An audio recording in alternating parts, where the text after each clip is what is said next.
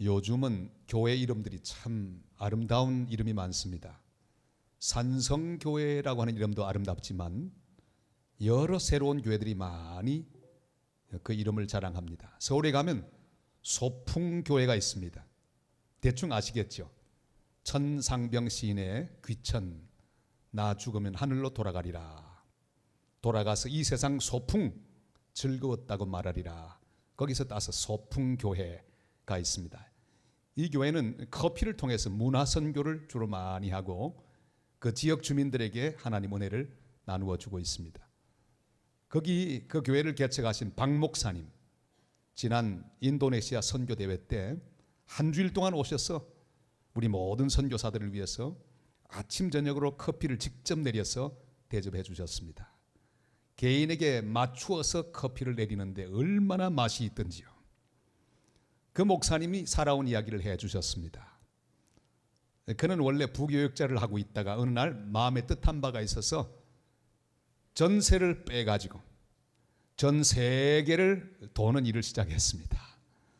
아이들 학교도 휴학을 시키고 온 식구가 전 세계를 돕니다. 그러다가 인도에 도착을 했습니다.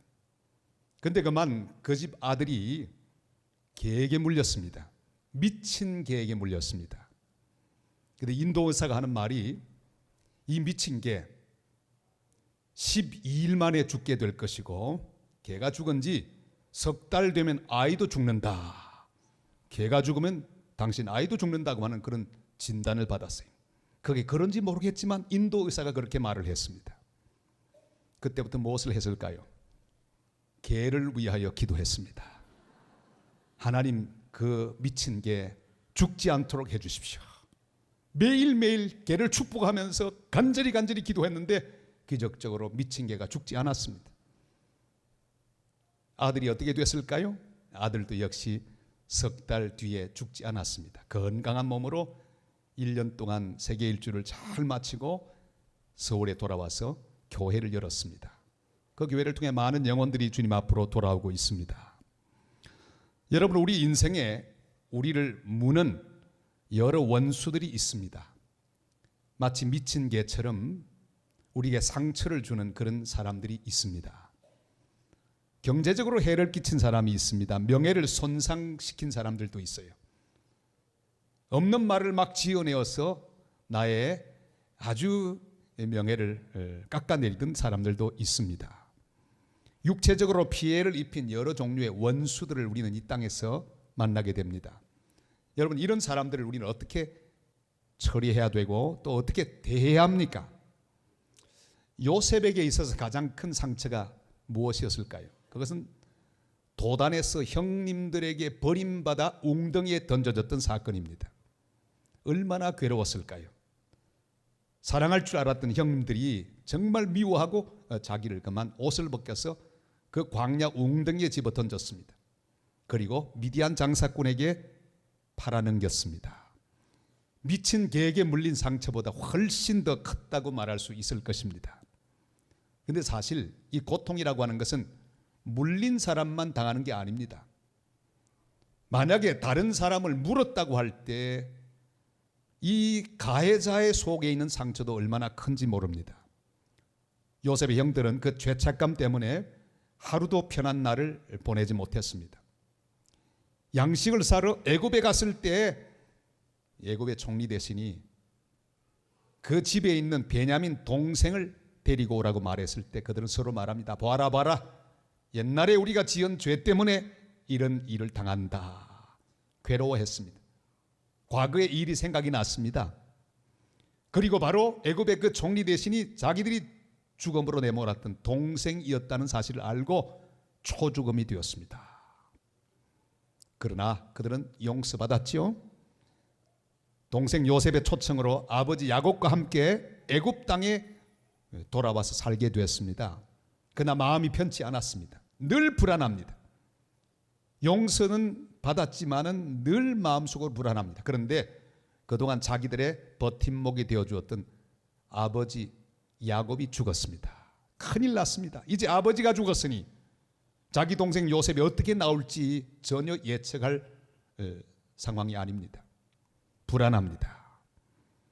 그들은 너무너무 불안하여 아버지의 유언을 덜먹이면서 아버지도 용서하라고 하셨는데 우리들을 용서해 주옵소서. 그리고 간절히 자신의 모든 잘못들을 회개하고 또한 용서를 구합니다. 우리 17절 말씀을 같이 읽을까요? 너희는 이같이 요셉에게 이르라. 내 형들이 내게 악을 행하였을지라도 이제 바라건대 그들의 허물과 죄를 용서하라 하셨나니 당신 아버지 하나님의 종들인 우리 죄를 이제 용서하소서 하며 요셉이 그들이 그에게 하는 말을 들을 때에 울었더라. 여러분, 회개는 단순하지 않습니다. 그저 하나님 앞에서만 하나님 나가 잘못해서 용서해 주세요, 그렇다고 해서 끝이 나는 게 아닙니다. 하나님 앞에 용서받은 죄, 자백한 죄 역시 사람과의 관계에서도 해결해야 합니다. 용서를 구해야 합니다. 하나님 앞에서 애통하는 마음을 가지는 것 꼭 가져야 되지만 역시 사람을 향해서도 애통한 마음, 원통한 마음을 가져야 합니다. 죄송하는 마음을 가져야 합니다. 마태복음 5장 23절로 4절이 이렇게 말씀하죠. 우리 다 같이 읽습니다.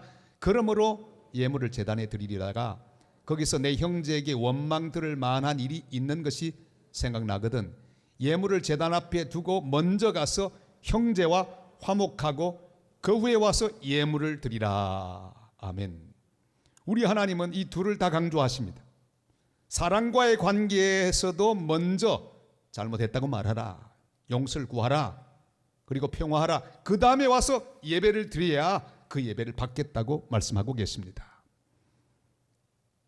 오래전에 상영되었던 영화 밀양이라고 하는 영화는 우리 기독교인 모두에게 회개가 무엇인가에 대한 화두, 그리고 특별히 본 해프가 말했던 값산은총, 거기에 대한 여러 가지 생각을 하게 하는 영화였습니다. 거기 사랑하는 아들을 잃은 신혜라는 주인공이 나옵니다. 그 아들을 유기해서 죽였던 살인범, 그가 감옥에 수감되었을 때 둘 다 하나님을 만나게 되죠. 사형수도 하나님을 만나고 신혜도 하나님을 만났습니다. 그리고 용서가 뭔지를 알고 신혜가 이 사형수를 찾아갑니다. 그리고 진심으로 당신을 용서한다고 말할 때 이 사형수는 그 말을 듣고 이상한 응답을 합니다. 벌써 나는 하나님 앞에 용서를 받았습니다.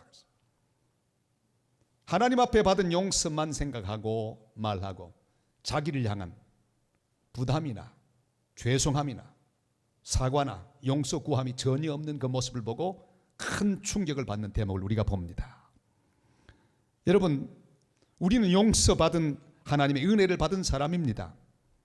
그럼에도 불구하고 사람 앞에서 우리는 아픈 마음을 가져야 합니다. 그리고 반드시 사람 앞에서도 내가 잘못했노라고 하는 분명한 고백이 있어야 합니다. 그렇지 않으면 이것은 일생의 족쇄가 되어서 우리 마음을 억누를 것입니다. 요셉의 형들 속에 있는 그 통회하는 마음을 다시 요셉에게 말하게 되었습니다. 형제들이, 친척들이 함께 모이는 추석을 우리는 앞두고 있습니다. 함께 모일 때 여러 가지 아름다운 이야기를 많이 나눌 수 있습니다. 그러나 중요한 일이 하나 있습니다. 여러분, 내가 잘못했노라고 먼저 입을 열고 진심으로 그리스도 안에 있는 용서를 구하는 그런 아름다운 분위기가 형성되는 귀한 추석이 될 수 있기를 바랍니다. 진심으로 용서를 구하는 형들의 모습을 보고 요셉의 마음도 허물어졌습니다. 여러분, 화해는 그렇게 일어납니다. 진심으로 용서를 구하고 또한 그 용서를 받아들이는 아름다운 장면, 치유가 일어나고 있습니다. 요셉은 눈물을 흘립니다. 이것은 용서의 눈물입니다. 용납의 눈물입니다. 우리 모든 인간들은요, 항상 잘못할 수 있습니다. 늘 이기는 자가 아니라 질 수도 있습니다. 늘 이유가 있는 사람이 아니라 이유 없는 사람이 될 수도 있습니다. 잘못된 자리에 설 수도 있습니다. 눈물을 흘리게 만드는 사람이 될 수 있고 내가 눈물을 흘리는 사람이 될 수도 있습니다. 요셉도 나이가 들어갑니다. 형님들도 나이가 들어갑니다. 누가 잘하고 누가 못한 것입니까? 진심으로 용서를 구하는 형님의 말을 듣고 눈물 흘리며 그 용서를 받아들였습니다. 요셉은 눈물을 닦으면서 형들에게 대답합니다. 내가 하나님을 대신하리까. 여러분, 오늘 19절이 이렇게 말씀하죠. 우리 다 같이 읽겠습니다. 요셉이 그들에게 이르되 두려워하지 마소서, 내가 하나님을 대신하리까. 요셉은 하나님만 할 수 있는 일이 따로 있는 것을 알았습니다. 우리는 그것을 알아야 합니다. 하나님만 하실 수 있는 일을 우리가 하려고 하면 안 됩니다. 생명을 창조하는 일 하나님만 할 수 있습니다. 인간의 과학이 이처럼 발달해도 쥐 한 마리 만들지를 못합니다. 생명체 하나 만들지 못합니다. 귀뚜라미 한 마리, 매미 한 마리를 만들지 못합니다. 하나님만 생명을 창조하시고 그 생명을 유지하시고 또한 그 생명을 거두어 가십니다. 하나님은 생명의 주관자가 되십니다. 이것은 하나님의 고유 권한입니다. 우리 인생이 내 마음대로 되는 게 아니라 하나님의 계획과 뜻대로 되는 것을 우리는 믿고 있습니다. 하나님만 심판하시고 벌 줄 수 있습니다. 하나님께서 심판을 담당하고 계십니다. 그러나 많은 경우 하나님의 이름으로 원수 갚겠다는 사람들이 역사상에 많이 등장했습니다. 십자군 운동, 이것은 하나님의 이름으로 성질을 탈환하자, 그리고 원수를 갚자, 이교도를 몰아내자, 그렇게 해서 많은 사람을 죽였던 운동이었습니다. 하나님의 이름으로 유대인을 응징해야 된다는 히틀러가 있었습니다. 지금도 미국에서 활동하고 있는 KKK단, 하나님의 이름으로 그들도 그런 범죄를 저지르고 있습니다. 백인이 다스리는 나라가 돼야 한다, 이런 잘못된 궤변적인 하나님의 말씀의 논리를 자기 마음대로 끌어서 하나님의 이름으로 유색인종을 처단하고 있는 잘못된 자들이기도 합니다. 하나님의 이름으로 화형시킨 잔다크도 우리는 기억합니다. 여러분, 그런데 하나님은 한 번도 그런 일 맡긴 적이 없습니다. 인간에게 하나님의 이름으로 처단하라고 맡긴 적이 없습니다. 원수를 갚으라고 맡기신 적이 없습니다. 오히려 다른 일을 맡겼죠. 우리 로마서 12장 19절로 20절까지 말씀을 읽겠습니다. 내 사랑하는 자들아, 너희가 친히 원수를 갚지 말고 하나님의 진노하심에 맡기라. 기록되었으되 원수 갚는 것이 내게 있으니 내가 갚으리라고 주께서 말씀하시니라. 내 원수가 줄이거든 먹이고 목마르거든 마시게 하라. 그리함으로 내가 숯불을 그 머리에 쌓아 놓으리라. 아멘. 하나님께서 하나님이 하실 일을 우리가 하려고 할 때 불쾌하십니다. 내가 할 것이니 너는 좀 빠져라. 그건 네가 할 게 아니야. 내가 할 것 왜 네가 자꾸 하려고 하느냐. 원수 갚는 것은 내가 할 일이야. 주님 말씀하십니다. 하나님이 하지 말라고 한 것 인간이 우기면서 하면 거기에 부작용이 있습니다. 하지 말라고 하는 것 인간이 우기면서 하면 자기도 죽고 원수도 같이 죽습니다. 내 영이 죽습니다. 내 기쁨이 죽습니다. 내 행복이 죽습니다. 내가 어떤 사람을 용서하지 못하고 미워하면 나도 모르게 그 사람 닮게 돼요. 피해를 당했다고 그 사람을 향해 복수하겠다고 인상을 쓰면서 고함을 지르고 원수를 갚으려고 하는 순간에 여러분 거울을 확인하시기를 바랍니다. 나도 모르게 꼭 그 사람과 같은 모습으로 변해 있는 자신을 발견하게 될 것입니다. 하나님이 하지 말라고 하는 것 하면 절대로 안 됩니다. 내가 용서하지 못하고 미워하면 그를 닮게 되어 있습니다. 미워하면 나도 모르게 그를 닮고 그와 수준이 꼭 같은 사람이 될 수밖에 없습니다.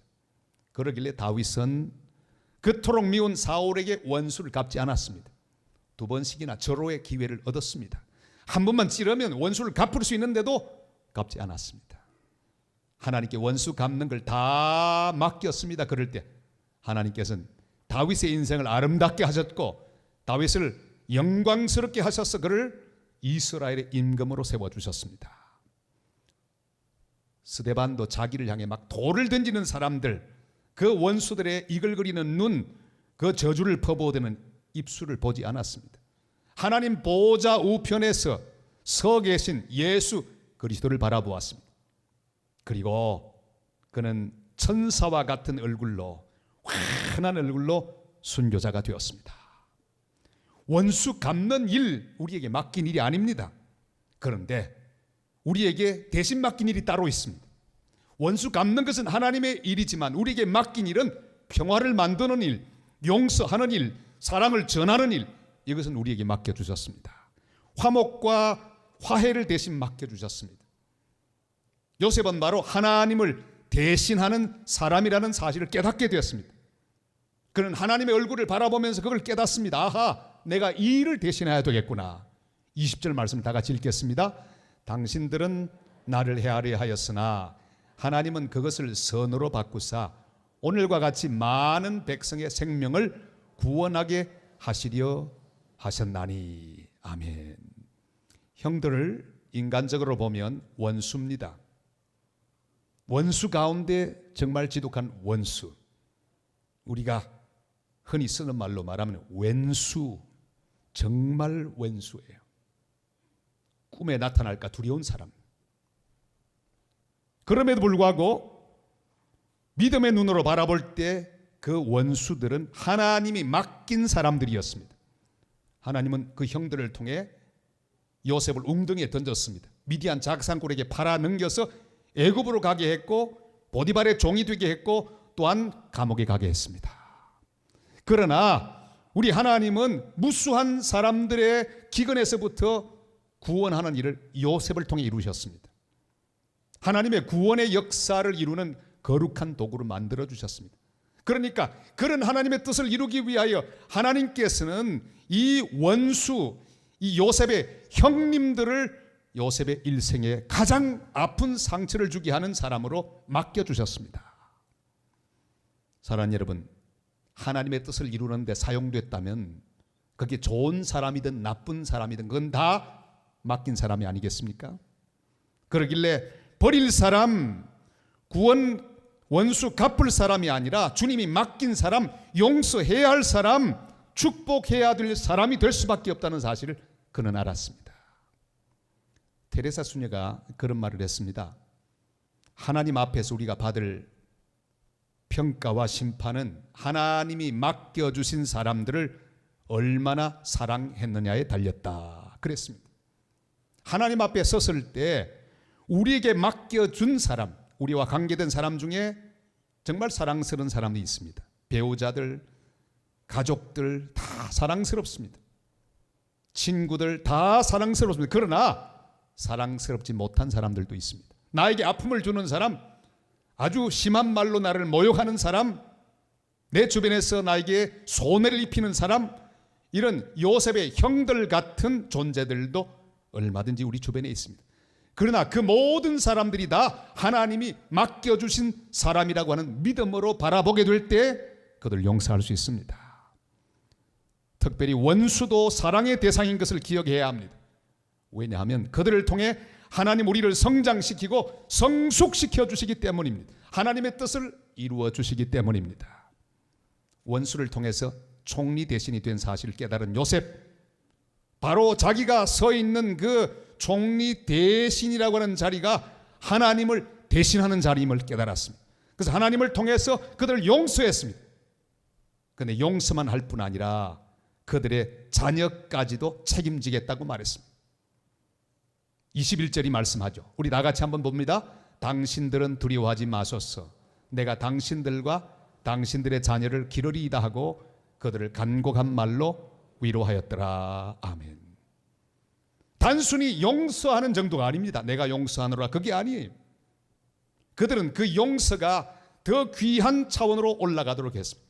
내가 가진 이 권력을 이용해서 당신들의 자녀까지도 내가 잘 돌보고 책임지겠노라고 하는 그런 귀한 용서입니다. 여기 간곡한 말이라고 하는 것은 심장에서부터 나오는 그런 생각, 그런 말이라고 하는 뜻입니다.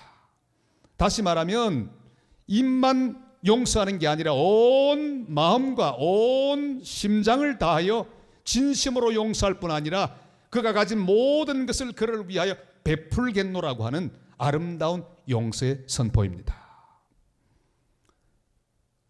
부산에서 목회하는 목사님 가운데 이런 분이 계십니다. 저를 만나면 저를 보고 큰 형님이라고 부르는 목사님 계세요. 나이 차이가 좀 납니다. 근데 보통 목사님들은 오면 이렇게 악수하고 마는데 이 목사님은 꼭 안깁니다. 남자가 자꾸 안기니까 징그러워요. 큰 형님 하고 안겨요. 왜 그러나 가만히 봤더니 어느 날 자신의 이야기를 했습니다. 그럴 이유가 있더군요. 아버지 사랑을 많이 못 받고 자랐어요.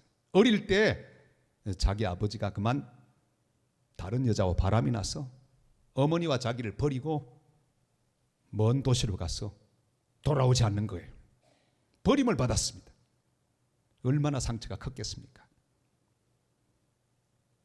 어머니가 아버지가 그리워도 아버지가 없는 거예요. 혼자 자랍니다. 근데 이 목사님은 주님을 만났습니다. 주님과 더불어 아버지가 채우지 못하는 부분을 채우면서 믿음으로 잘 자라고 목사님이 되시고 결혼도 하셨습니다. 두 자녀도 가지게 되었어요. 어느 날 그는 하나님 앞에 기도하다가 생각합니다. 아버지를 내가 진심으로 용서하지 않고는 나도 못 살겠다. 그리고 아버지를 찾아갑니다. 수소문을 해서 어디 갔더니 그 아버지가, 자기를 배반한 그 아버지가, 버린 아버지가 있더래요. 아버지 품에 안겼습니다. 진심으로 아버지를 용서했습니다.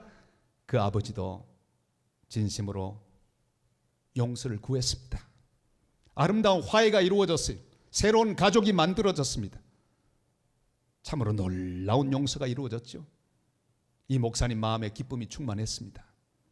그런데 기도하면 기도할수록 또 한 가지 마음속에 올라오는 가슴의 소리가 있었습니다.